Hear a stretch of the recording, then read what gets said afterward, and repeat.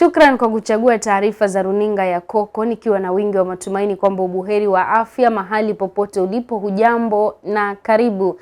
Mimi ni Elizabeth Mwende. Kampeni za mapema zinaendelea kushika kasi katika eneo bunge la Malindi, kaunti ya Kilifi. Ushindani wa kisiasa katika eneo bunge hilo umeonekana, huku mvutano kati ya viongozi mbalimbali ukiendelea kujitokeza. Mwanahabari wetu Hamisi Kombe anatuarifu zaidi.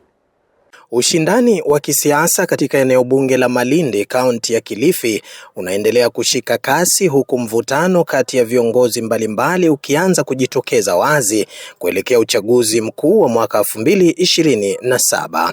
Kwa kipindi cha hivi karibuni kumekuwepo na tofauti za kimtazamo kati ya mwakilishi wa wadi ya Ganda Oscar Wanje na uongozi wa serikali ya kaunti ya Kilifi. Tofauti hizo zilidhihirika wazi wakati wa mchakato wa kumbandua aliyekuwa spika wa bunge la kaunti ya Kilifi Teddy Mwambire, ambapo Wanje hakuunga mkono mchakato huo uliohusishwa na juhudi za uongozi wa kaunti chini ya gavana Gideon Maitha Mung'aro.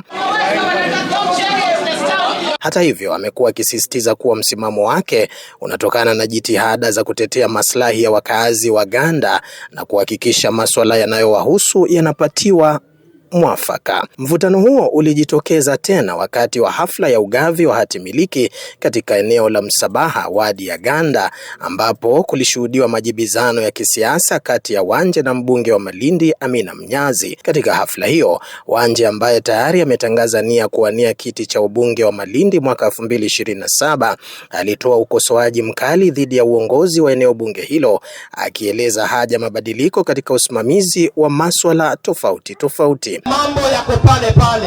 Wananchi wa Ganda baada ya miaka 5 tuna uhuru wa kidemokrasia kufanya mageuzi. Mimi kama Oscar Wanje nitakuwa ndani ya debe kuwania ubunge wa Malindi, na hapa naamini kwamba tutakuwa pamoja.